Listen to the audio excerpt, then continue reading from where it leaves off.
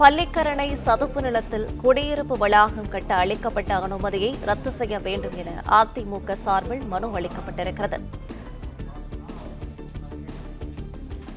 அதிமுக சார்பில் சென்னை உயர்நீதிமன்றத்தில் பொதுநல மனு தாக்கல் செய்யப்பட்டிருக்கிறது. பள்ளிக்கரணை சதுப்பு நிலத்தை சுற்றி 1 கிலோமீட்டர் சுற்றளவுக்கு எந்த கட்டுமான பணிகளுக்கும் அனுமதி அளிக்கக்கூடாது என்று அதிமுக தரப்பில் மனு தாக்கல் செய்யப்பட்டிருக்கிறது.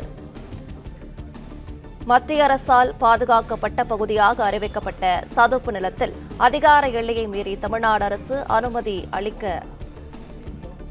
அனுமதியை ரத்து செய்ய வேண்டும் என்று அதிமுக தரப்பில் மனு தாக்கல் செய்யப்பட்டிருக்கிறது. விவரங்களை செய்தியாளர் ஆனந்த் வழங்கிட கேட்கலாம். ஆனந்த், வணக்கம். விவரங்களை சொல்லலாம். வணக்கம். பள்ளிக்கரணை சதுப்பு நிலத்தில் குடியிருப்பு வளாகம் கட்ட அனுமதி அளிக்கப்பட்ட அந்த உத்தரவை ரத்து செய்ய வேண்டும் என கோரி அதிமுக தரப்பில் சென்னை உயர்நீதிமன்றத்தில் பொதுநல மனு தாக்கல் செய்யப்பட்டிருக்கிறது. சென்னை பள்ளிக்கரணை சதுப்பு நிலத்தில் பன்னடுக்கு குடியிருப்பு வளாகம் கட்ட சிஎம்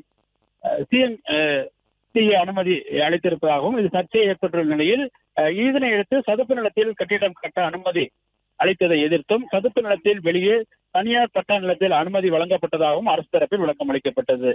இதனையடுத்து பன்னடுக்கு குடியிருப்பு வளாகம் கட்ட அனுமதி அளித்த உத்தரவை ரத்து செய்ய வேண்டும் என கோரியும் பள்ளிக்கரணை சதுப்பு நிலத்தை சுற்றி 1 கிலோமீட்டர் சுற்றளவிற்கு எந்த கட்டுமான பணிகளையும் மேற்கொள்ள தடை விதிக்க வேண்டும் என கோரியும் சென்னை உயர்நீதிமன்றத்தில் அதிமுகவின் சார்பில் அதனுடைய வழக்கறிஞர் நிர்வாகி மனு தாக்கல் செய்திருக்கிறார். அதில் சுற்றுச்சூழலுக்கு பல நன்மைகளை ஏற்படுத்தும் சதுப்பு நிலத்தில் கட்டுமான பணிகள் மேற்கொள்வதால் அதுக்கு பாதிப்பு ஏற்படுத்தும் எனவும் இது சட்டவிரோதமான அனுமதி எனவும் தெரிவித்திருக்கிறார்.